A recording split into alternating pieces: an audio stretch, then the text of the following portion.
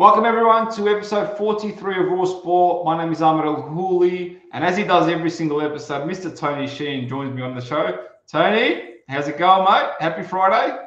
Happy Friday, Ahmed. I cannot believe we're 43 episodes down, and as I usually say each and every episode, I can't wait for our next guest. We're going down a slightly different route this week, but nonetheless is also a superstar of the sport.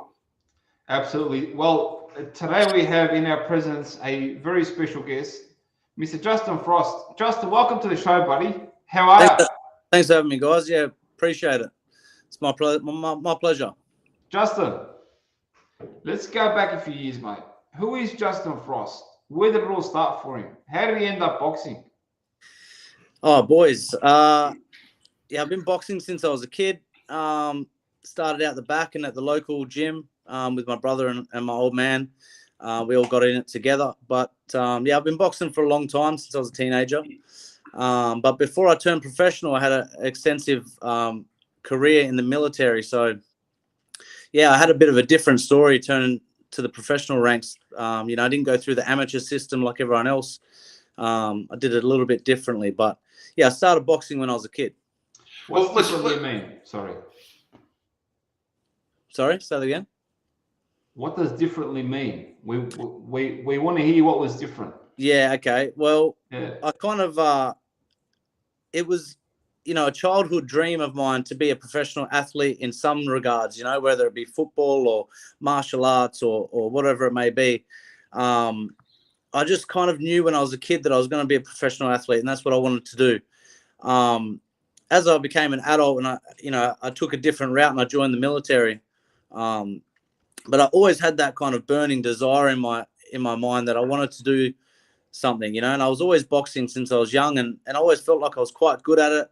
And I just didn't have the same kind of direction as other kids, maybe with, their upbringings or direction with their parents or whatever. So I kind of had to leave home at a young age and join the army. And you obviously couldn't compete when I was in the army because I was away a lot. I'd be away 6 months of the year, most years. And when I was home, I'd be in the gym no matter what.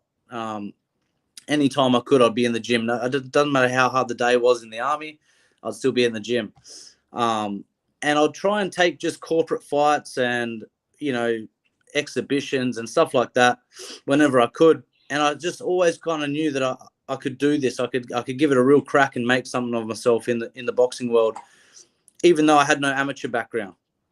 So, after 7 years in the army, I did a couple of tours and I feel like I achieved everything I wanted to achieve in the military and I didn't want to go any further in that career.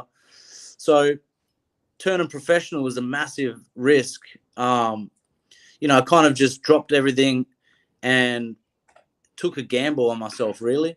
No one knew who I was. You're getting paid $500 or $1,000 a fight and no one knew who I was. I had to prove myself in the professional ranks, win after win after win. So, yeah, I just had to do it the hard way, really. I didn't even really have a coach, to be honest. The coach that I did have at Corporate Box at the time, he passed away right before I turned pro. So I actually turned pro with no coach. So wow. I kind of did it the hard way, and I just was all self-belief, man. And eventually by proving myself, eventually ALFIE took me on as a coach and, I was already a Queensland champion by the time ALFIE took me on as a coach. So, yeah, I did it the hard way for real. But, I think maybe the military background helped me with that self-belief. You know what I mean? I felt like I was different to everyone else and had a bit more of a different mindset, I guess. Justin, just to take you back a little bit, was boxing your preferred sport as a kid? Did you play NRL or AFL or tennis? Yeah, I was playing AFL, and I was also boxing and Muay Thai at the same time, basically at the same gym. We did both, and depending on which day we turned up, we'd either be throwing kicks or throwing hands. So I did both, and I actually had a Muay Thai fight before I had a boxing match, which I won, and I never wanted to do that again because it hurt too much. I couldn't walk for a week, and I won. So I was like, imagine if you lost, but. So that wasn't nice. But yeah, I always did that as a kid. Played AFL. I was from Perth, so I didn't even know what rugby was, to be honest. Yeah. Who was your idol growing up? As a boxer? No, one as a boxer, but two as an AFL star. Ooh, I was a West Coast Eagles fan, so Chris Judd was my favourite. What, and Ben Cousins? Yeah, Benny Cousins, yeah. Yeah. Good trio. Have you ever had the pleasure of meeting either of those? No. So you just thought, well, I'm going to be a better boxer than footballer, so Yeah. I'll head down that path. Yeah. I was too small to be a footy player, I think. What, were you close to actually making some representative grades? No. I just played under 15s, under 16s. No, I didn't really. By that stage in my teenage years, I started taking over with the boxing a bit more than the footy, and I kind of took a path down the boxing route. And then you graduated to the army. Whereabouts did you serve? So I was boxing when I was about 16 until I left, which I joined the army at 18, left when I just turned 19. So I served in East Timor in 2010. So I joined in 2009, and I was only in the army for a year, and I was overseas on a peacekeeping mission in East Timor. We're basically just showing presence, dealing with riots or little gang stuff, and just making sure Indonesia didn't bloody invade and start off a ruckus again, really. So when I was there, it was pretty quiet, nothing serious. And 2015 is when I went to Afghanistan, and that was a little bit different. That's a war zone, warlike deployment with a lot of stuff going on. So that was a little bit different. I actually put my discharge in when I was in Afghanistan. I realized that, I was making some decent money in the army, especially when I was overseas. You get paid decently. And I thought, well, if I get home, I'm not going to go back to the same old shit, the bush exercises and the kit checks and the fucking all the rubbish. I thought, look, I've done this. I've done the pinnacle of being a soldier and been at war. So I thought it was time to move on from there. Look, it's a weird question because I've never served in the military, but did you enjoy your time in Afghanistan, or is it just a job that you're getting paid for? Well, I say it like this. Afghanistan was my favorite time in the army. It was the best time because I got to do my job. By the time I went to Afghanistan, I'd done nearly a bit over 6 years in the army, and it was about time that I got to do my job properly. There was a lot of years of training. It's just like I say this is, it's imagine training for a boxing match for 6 years and never actually having the fight. So I was lucky enough to get to go to Afghanistan and do my job properly, and I ticked the box and it felt good. And that was my, I felt most at peace when I was in Afghanistan. If that sounds strange enough, I felt most at peace because I knew that I was serving a greater purpose, and I felt good within myself that I was doing something that was important and, something that I could look back on for the rest of my life. And we gather that you saw some incredibly harrowing stuff too. Yeah, it's not a nice place to be in. The country itself, it's bizarre. The country, it's a beautiful looking country. If it wasn't for the people there and the poverty and what's obviously going on with the violence there, but and their culture, the country is actually beautiful. It'd be a nice place to holiday and visit if you could. But yeah, there's obviously a lot going on in the country that's pretty horrific. But that's part of the job, I guess. And I was quite ready for it by the time I got there. I'd been in the army long enough, and it was very desensitized by the time I got there. So then you come back to Australia, you turn 26, and your pro career's ahead of you. Yeah. I how long was it?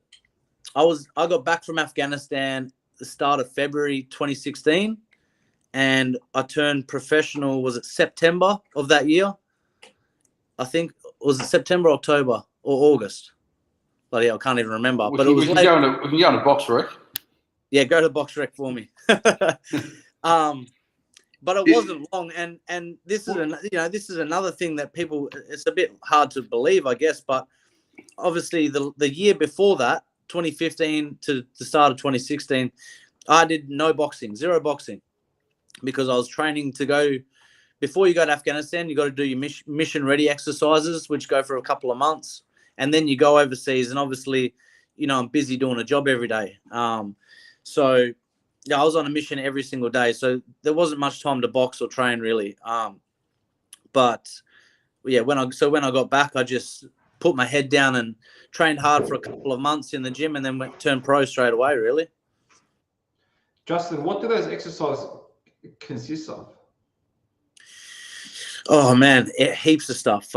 Heaps of medical training, heaps of tactical training, heaps of fitness. It's just section and platoon and company kind of exercises. But you also, when I say mission ready exercises, you train more specifically for the job that you're going to do over there. So what I did over there was PSD work, which is basically like, it's a personal security detachment. It's basically like a bodyguard for someone. So I was over there looking after, high-ranking officers or politicians or whoever was important that needed to not die. Basically, I was the man to keep them alive. So that was my job over there. Did you get into any near death experiences? It's probably a tough question, but it's sort of had to ask it. Not. There was plenty of times where I held my breath and there was some scary moments, but I was quite lucky to not have anything too crazy happen. No near death experiences, I'd say no. But there were a lot of crazy stuff that happened. There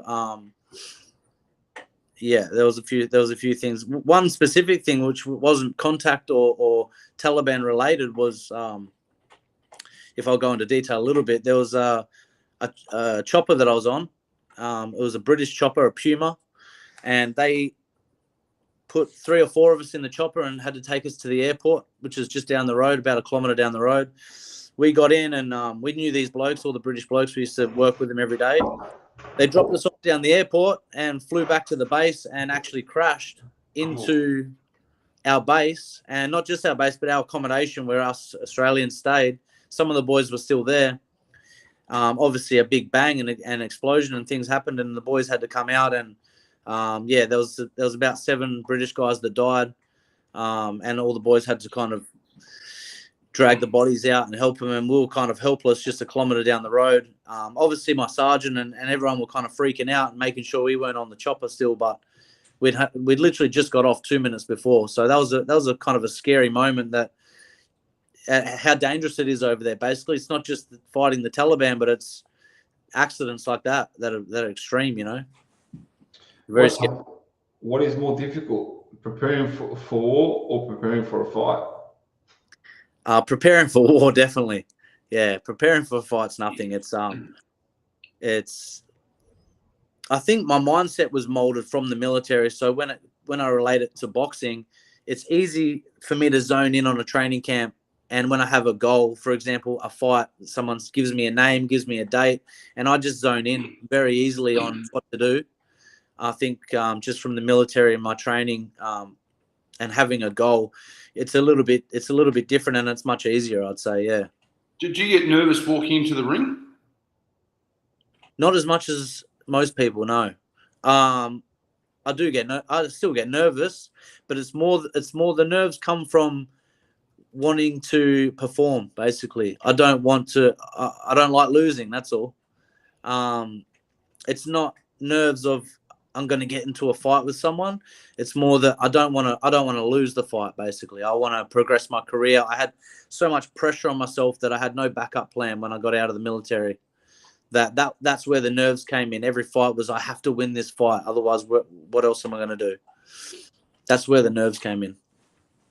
Justin, in the States, the American soldiers, there's many reports of them being treated really poorly after they leave their service.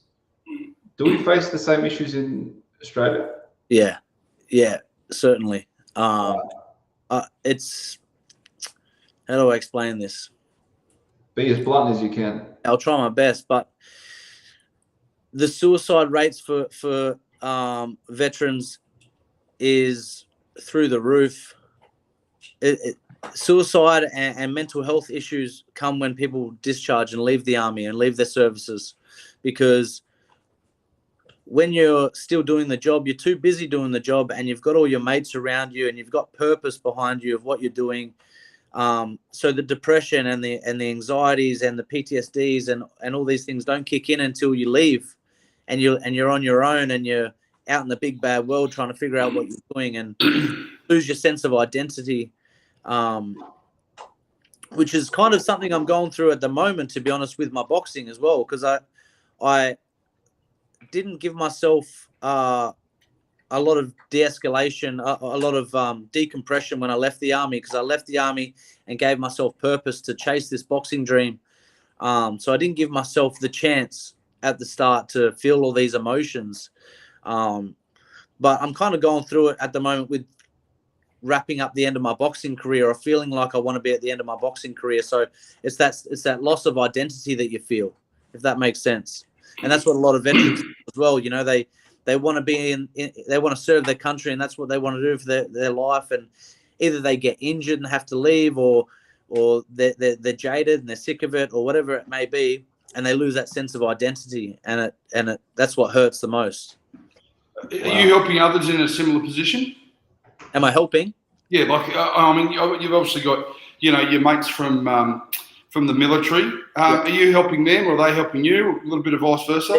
Yeah, it's always both. Yeah, it's the best. Whenever I see some of my army mates, you know, we catch up for a coffee or whatever when we get the chance. Very rare, but when we do, it's the best feeling. It's they're a second family, so it's just like going home and seeing your family, basically. Is there anything the Australian public and or the government can do better? Oh, mate, that's above my pay grade. Well, you've served and you're part of it. So, you know, when people like you who have spent 8 years of their life serving for the country, only you guys know. Yeah, I guess. Yeah, I mean, I know that they're trying to do the best they can, but do I know the answers? No, I don't know the answers. I'm unfortunately just part of the system. And, you know, I don't really know the answers. I think everyone just does the best they can, and that's it. And we trust in other Australians that they're doing the best they can to help us, you know. That's all we can ask, really. So, Justin, based on that, did the Iceman nickname come from your time in the military or your time in the ring? My time in the ring, yeah. It just relates off my last name being Frost. One of my army mates yelled it out to me in one of my first exhibition matches. He was just yelling it out from the crowd, "Get him, Iceman!" And then it just stuck. I thought you might have been an extra in Top Gun. I'm not a jet pilot, no. Oh, Justin, where are we going moving forward with your boxing career? Yeah, I'm not sure. I'm very much on the fence at the moment, mostly because of my age. You know, you don't get younger, unfortunately. So I'm 34 years old at the moment. You're young, mate. You're still young. Still young, but you're the same age, so you're still young. Yeah, still young. But I'm just unsure if I have the same drive as I did, you know, when I was chasing the Australian titles and the IBF titles and all this. You know, my last fight, unfortunately, was a loss, and I lost my Australian title. And it's a hard road to climb back up. You know, it's a very hard road, and I feel like I've accomplished a lot in the sport of boxing in a short time. And I just think, what am I fighting for? What is my goal? You know, and I try and find a goal, and it's hard, you know, like, do I want to be a 4-time Australian champion, or do I want to, you know, I'm not sure what I want to do, to be honest. It's a bit of a crossroads position I'm in at the moment. Have you thought about fighting outside of the state of Queensland? Not really. I mean, I'd like to, but, you know, if the money's right, you know. No. Sorry to interrupt. We went through your record, and correct us if we're incorrect, but I think your 16 or 17 bouts have all been in Queensland, and we know you're a resident of Brisbane, but have you thought about returning to Perth, where your birthplace is? No. I'm staying in Brisbane. Yeah, I'm staying in Brisbane. Yeah, so there's no other opponents down the eastern seaboard or internationally? I mean, there's always going to be an opponent somewhere, but Yeah, I've never chased opponents though. I've always sat back and just told my promoters and my managers, just let me fight whoever. I don't care. But I've never looked on the rankings, or I've never looked and gone, I want to fight this guy, I want to fight that guy. That's not really interested me. And to be honest, when I knew my motivation had changed as I got older, and I'd won a couple of Australian titles and an IBF title, my motivation changed. And I said to Alfie, my coach, in my last fight, I just want to be paid. I want to be paid some decent money. I'm sick of fighting for a couple of grand. You know, have I not earned some kind of, payday at least? You know, it's just a constant slog in this country, as you guys know, for boxing. So I got a decent little payday, and obviously I lost the fight, and I thought, well, this is going to be, I don't really want to go back to fighting for peanuts. That's not going to provide for my family or future family, or I'm not going to be able to buy a house off this kind of money. So that's where my motivation has shifted, I think. Is there an element of intimidation from those in your division that, because of your history, that, you know, you've got tattoos? I mean, not that that's unique, but your history of being in the military, do a lot of opponents turn around and say, well, maybe not? I'm not sure. I don't know what other guys think, to be honest. I wouldn't say so. I believe, you know, if you're going to sign up to be a boxer and a professional boxer, and you want to be the best, and obviously I've always been at the top of my game. So if you're fighting me, I don't think anyone's intimidated, no. I don't think fighters are intimidated of other fighters, really. If you want to be a fighter and you're a true fighter at heart, I think it's just part of the sport and part of the job. And I don't think there'd be a level of intimidation, no. I think I feel a lot of my opponents have that sense of respect for what I've done, which is nice. I always get that kind of love after the fight, sometimes before the fight. So that's always nice, but I don't think there's intimidation, no. Justin, how has your military experience molded you as a person or bettered you as a person, even outside the ring? I mean, it's done a lot of things for me and for my life and where I come from. It built my foundation of morals and my beliefs and stuff. It taught me everything. You know, I was only a teenager when I joined the military, and I've come out at 26 years old, and you know, I don't know any different really. So it's hard for me to answer them kind of questions because I don't know where I'd be if I didn't join the army. So it's very hard for me to kind of answer those sort of questions. You know, I don't know any different. I'm only me, and I've only gone through what I've gone through. And but I'd say it's a massive part. Joining the army, I wouldn't change a thing. It's definitely molded me into a better person than I would have ended up, I think. Justin, moving forward 2 weeks, you're heading over to the United States of America, specifically Miami, for your first trip on American soil. Yep. Tell us what you're doing over there. Yeah, it's unreal. I'm very, very lucky, very privileged.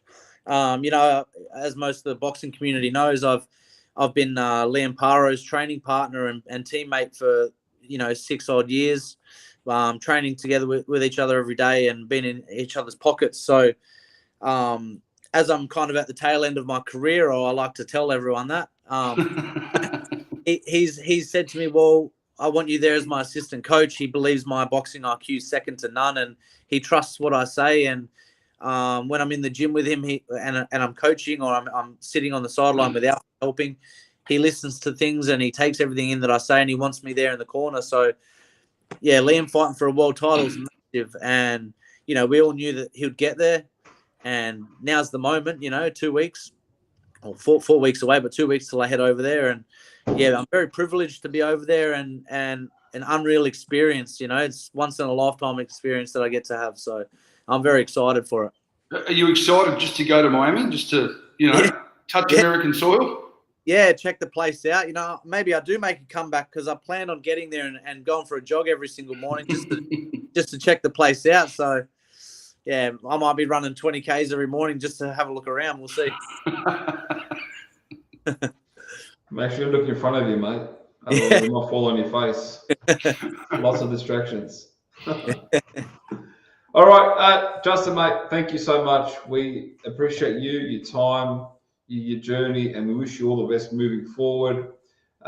Before we let you go, do you have any parting words?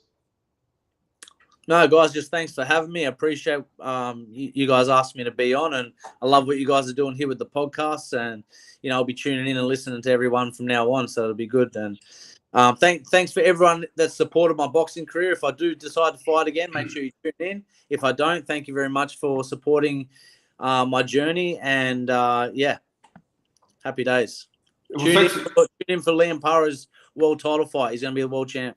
We were just going to say that on behalf of Raw Sport and all the boxing fans out there, we'll be behind you and Liam Paro in 4 weeks' time.